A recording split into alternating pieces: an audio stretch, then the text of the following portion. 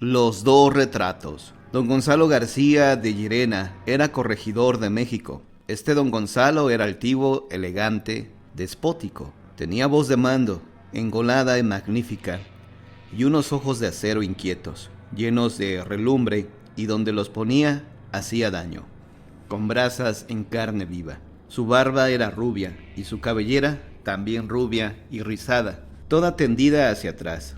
Le hacía más amplia la frente que transparentaba una red de venas azules. Tenía paso orgulloso y marcial y finas manos, blancas, de las que usaba con noble atildamiento.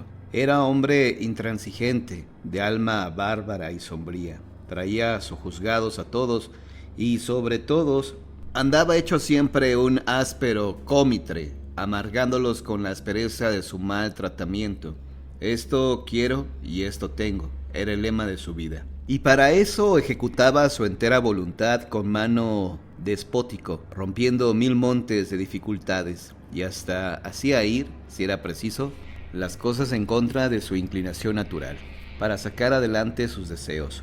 Se hizo don Gonzalo señor de las leyes y gobernaba por sus intereses y antojos, sin respetar ningún fuero de justicia. Tenía horca y cuchillo y sobre lo mejor de México. Hasta el mismo virrey, marqués de las Amarillas, le infundía respeto. Por ligeros motivos, había derramado sangre humana el fiero corregidor García de Llerena. Limpió de malhechores los caminos y no aflojaba en perseguir a la gente maleante de la ciudad. Le deshizo todas sus juntas y monipodios y las llevaba a paso tendido hacia la muerte. Sobre todos los respetos y consideraciones pasaba áspero, en seguimiento de quien buscaba.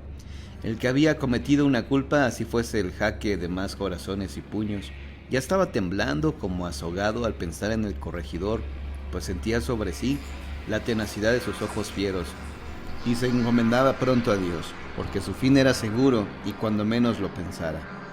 Vastos son triunfos. En jaulas de hierro y en escarpias había a menudo, en las plazas de la ciudad y en las afueras, a la salida de todos los caminos, cabezas y miembros de los ajusticiados. Junto a la puerta de la capilla del Calvario, cerca esta del quemadero de la Inquisición, casi siempre había cadáveres de pobres germanes o de criminales, que era donde se les tendía para pedir por amor de Dios para su entierro. El primero que pasaba a verlos era el corregidor García de Llerena, adusto y soberbio. Con un ademán lleno de brusca desenvoltura, arrojaba su limosna en el plato petitorio. Al Santo Cristo de la Misericordia, que acompañaba siempre a los reos al patíbulo en que iban a dejar la vida, casi no había día en que no se le viera con terror cruzar las calles de México.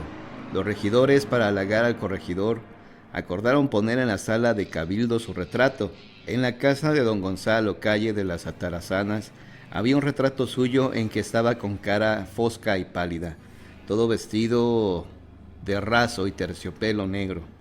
Resaltaba el pulido marfil de sus manos largas, sosteniendo apenas con una de ellas un guante atezado con bolillos de charol. Detrás de la torva y rígida figura había como una sombra transparente, inquietante, que llenaba todo el fondo del cuadro. Los regidores querían para su sala de cabildos un retrato menos sombrío, con más gracia de luz, y que flotara siquiera una sonrisa sobre aquella hiriente hospedad. Don Gonzalo, complacido en su vanidad, se dejó retratar por Juan Patricio Morlete Ruiz, pintor de grandes créditos por su buen diseño y colorido. Puso a don Gonzalo con un traje gris que iba casi hasta los bellos confines del violeta, todo bordado de plata y con una larga chapa de lama de oro con flores negras, sobre la que caía muy rizada y leve, casi fluida, la copiosa chorrera de encaje.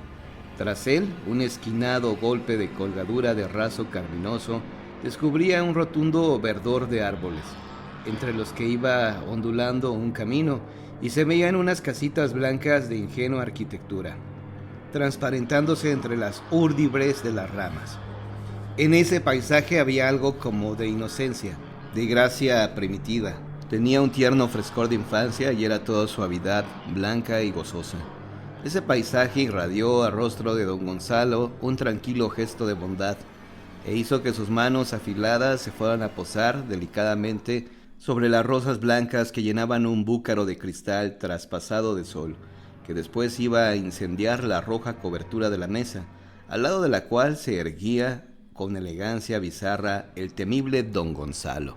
Doña Bernabea, esposa del corregidor, fue a ver el retrato y sus ojos azules, en los que flotaba siempre un ensueño manso, resbalaban por el cuadro y luego se hundían, arrobados, en aquel verdor cristalino de los árboles del fondo, envueltos en un claro amanecer rosa, y adivinaban que en esas casitas lejanas se ocultaba un vivir sosegado, lento y feliz, bajo un vuelo inocente de esquilas matinales que purificaban el aire. Un día amaneció México entre grande, enorme alboroto, porque en Guanajuato los mineros, y que también había muchos indígenas, se habían amotinado, levantando bandera de independencia. Incontables eran las muertes que habían hecho, incontables las casas que habían ya incendiado y saqueado. De Guanajuato pedían pronto auxilio para volver a la obediencia del rey, a aquellos numerosos sublevados. Se alistaron tropas, se levantó gente para engrosarlas, y se puso a la cabeza del ejército al bravo corregidor don Gonzalo García de Llerena, a lomos de su ágil caballo Morcillo. Ya vería, dijo al virrey, cómo en unos cuantos días los alzados se tendrían que dar muy humildes a obediencia, bajo los enérgicos rigores que iban a desplegar en su contra. Los sujetaría y pondría en sosiego, quedando él como señor único del campo.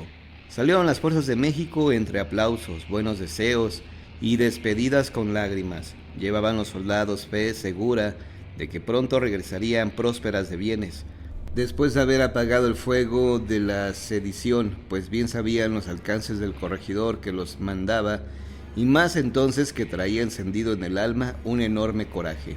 Pasaron días y al fin corrió rápida la noticia buena de que las tropas leales habían llegado a tierras de Guanajuato y que desde luego alcanzaban victorias sobre los numerosos sublevados, y que García de Llerena traía ya arrastrando por el suelo los estandartes de los enemigos, y que a sus pies habían puesto todos ellos sus derechos y sus armas. En México se celebró alborozadamente el triunfo de esa victoria que ya aseguraba una paz definitiva, porque los alzados sacarían terrible escarmiento y enseñanza para no volver a levantar armas contra su amo y señor, el buen rey don Fernando VI.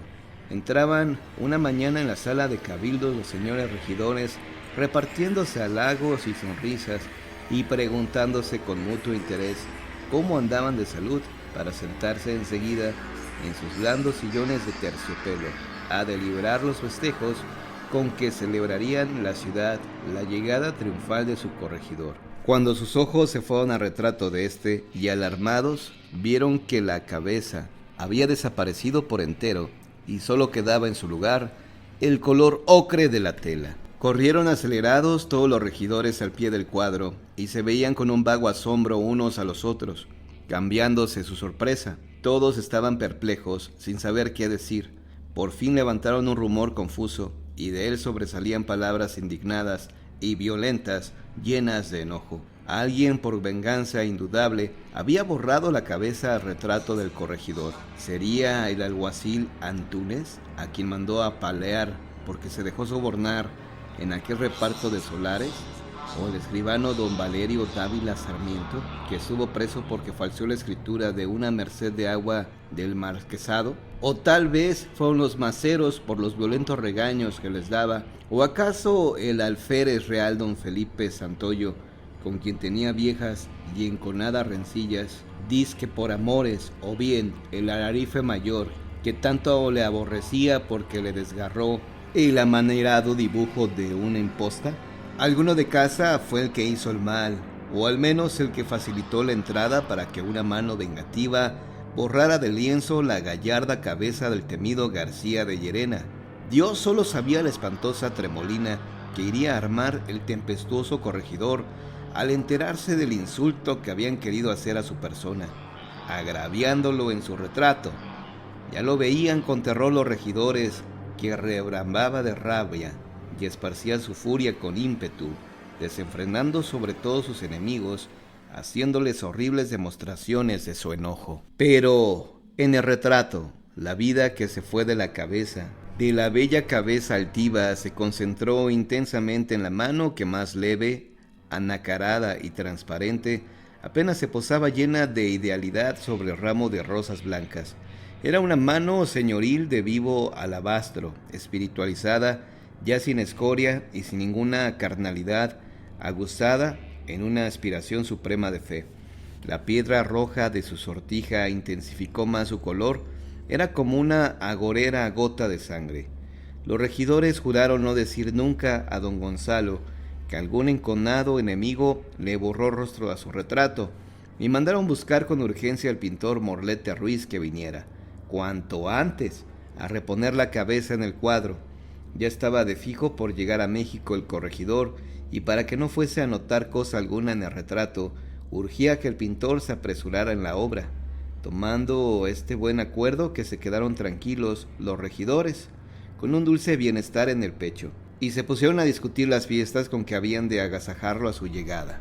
Pero los criados que fueron por el pintor informaron que no lo habían hallado en casa, que ahí les dijeron que estaba en la del corregidor, pues su esposa, doña Bernabea, lo había mandado llamar con violenta premura, que ahí lo fueron a buscar enseguida, y que hablaron con él, y les manifestó con sentimiento que dijeran a los señores cabildantes que fueran muy servidos de perdonarlo, por no poder tomar ningún encargo de ellos, porque estaba con un trabajo de suma urgencia, con el que lo habían favorecido doña Bernabea, la esposa del corregidor, con quien estaba muy obligado. Decidieron ir a ver al pintor algunos regidores para convencerlo, pero la cosa urgía, y mucho, porque si no se reponía con prontitud la cabeza del retrato de García de Llerena, llegaría éste, y quién sabe, señor, quién sabe, que fuera de los munícipes al estallarle aquella su impetuosa y abrasadora rabia, que seguro que les echaría encima el huracán de su furor, creyendo los únicos autores de la ofensa.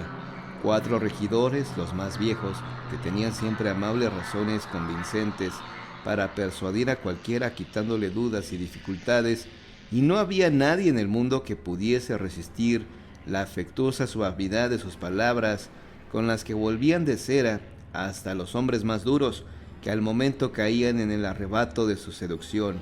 4 regidores de esos, de suave y fuerte dialectia, fueron a suplicar con frases agradables a doña Bernabea que dejara ir al ayuntamiento al pintor Morlete Ruiz, donde se le necesitaba mucho, con suma urgencia, para que compusiera retrato de su esposo, el valiente don Gonzalo.